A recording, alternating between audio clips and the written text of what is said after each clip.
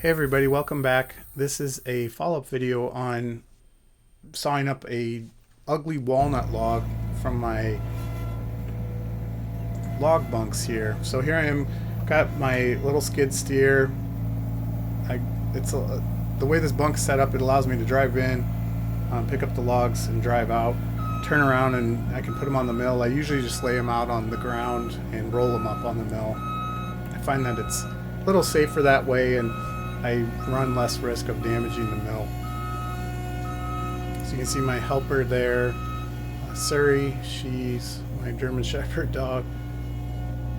She knows to stay very clear of the machines when I'm working. So that walnut log was on the front there, and I'll get this loaded up and rolled up. So I roll it up with a ramp. So now I've got the log up on the mill, and I'm going to take a cut. I'm going to get a flat spot out of it so I can saw a little bit more. I'm about to make a huge mistake here.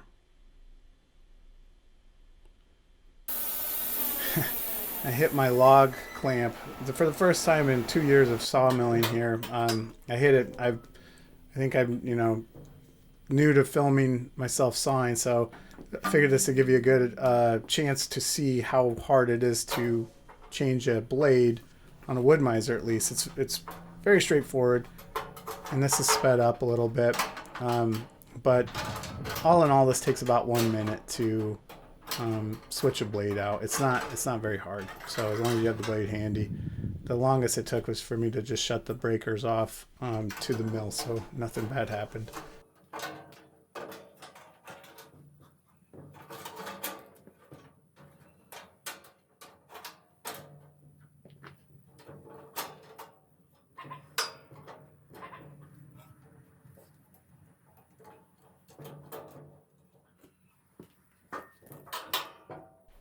Alright, just make sure it runs true, tighten it up, give it a few spins and make sure the spacing's right on the teeth, and we're good to go. So I'm back to this log.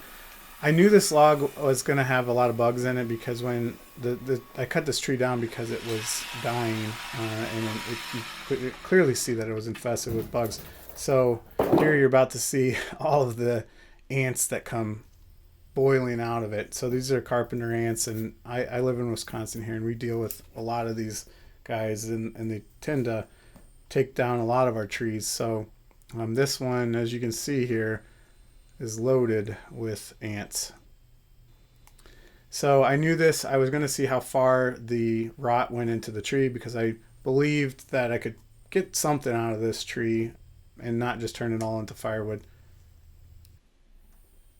So after some cans of Raid and cleaning this thing up, I decided, the log was a little long. I'm cut off a piece of it just to make it a little bit easier to move around on the mill. And I figured this will probably make some nice slabs for a table, and I didn't need it so long. So here's me flipping this over, not using my log cants like I should, but I get it over on the flat side because I'm going to flip it back over to show how long it takes to get through all the rot or the bug damage. But I wanted to get a flat spot here because cutting a log this big on a rounded side is not very safe with the saw.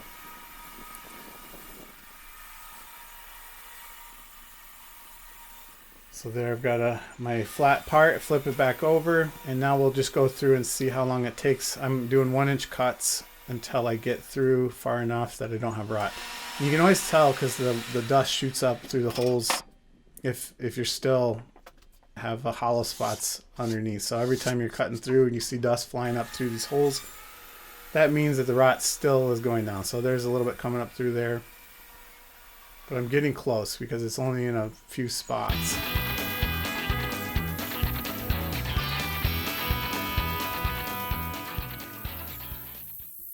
My production crew must have been taking lunch all day because they forgot to charge my camera, and I ended up losing a lot of footage of cutting down through all of that rotten bug damage.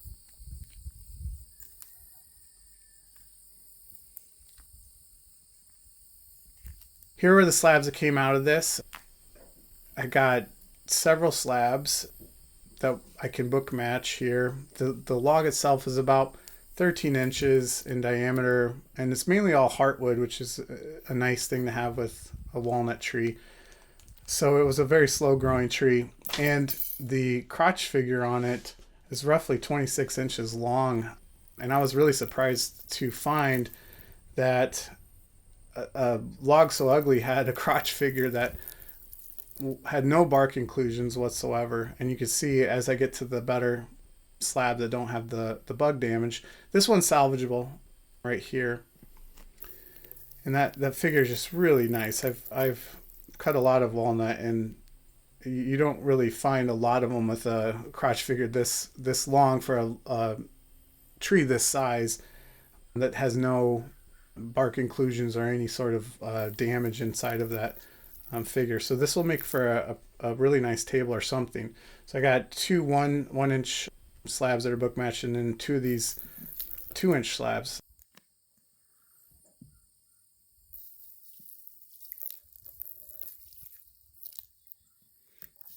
So yeah, these turned out very nice. About 6 foot long and 13 inches in diameter at the small end, and about 2 feet across at the crotch end.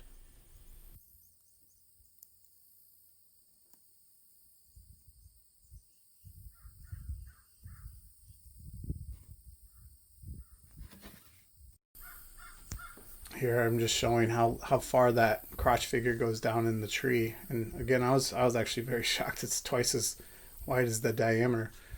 So lastly, I'll end here with some of my offboarding help that I have. They don't do a very good job, and they kind of leave a mess